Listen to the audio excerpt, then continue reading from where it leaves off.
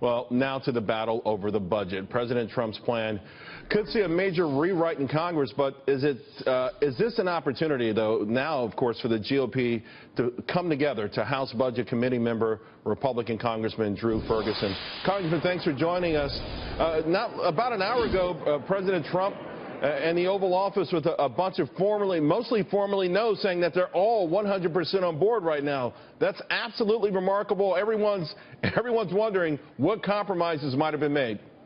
Well, I think it says a lot about the leadership of our conference, the rank and file members, and the willingness of the White House to work together.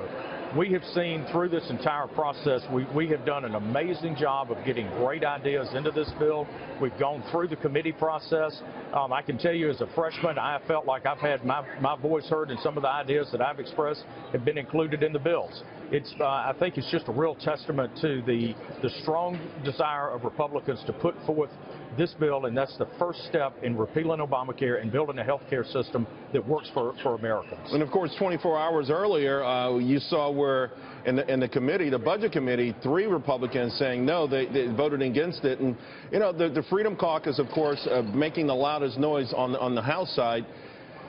And apparently some are concerned about near-term hikes in premiums.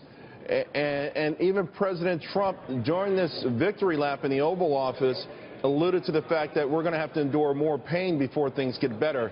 Will a large part of the final bill be public relations, explaining to people, hey, this thing was such a massive disaster that there's no such thing as a quick fix?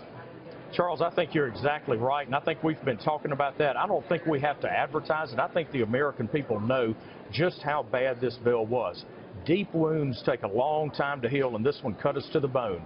It is expensive, and it is going to take a long time to unwind this horrible mess that continues to destroy the healthcare system of America and rob middle-class families and really put at risk those that are most vulnerable in our nation to access health care. No doubt we are going to have to continue to hammer away.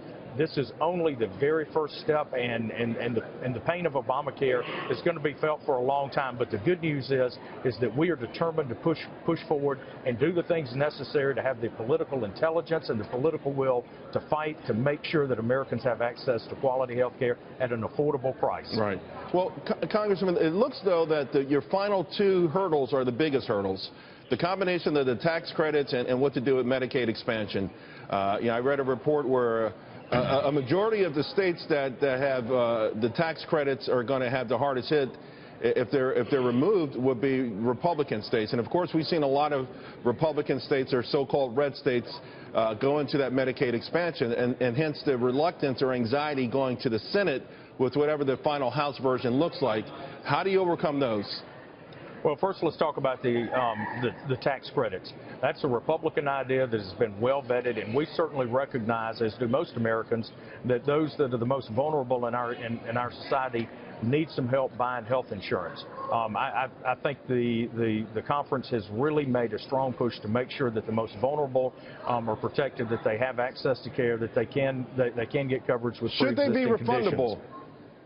You know, it's one of the options that's out there, and I think that's not a bad idea up to a certain limit. However, after a certain income, certainly that's, having it as a deduction if you're a small business owner makes a lot more sense than receiving a check from the government. Listen, this is a tough issue. I understand it. People phrase it as creating another entitlement. Quite candidly, we are leveling the playing field between individuals and those that are in the private sector versus and that are small business owners and in the individual markets with those that receive the same benefit through their employer and the employer-based system. This is something that we simply need to make right, and this is just one idea.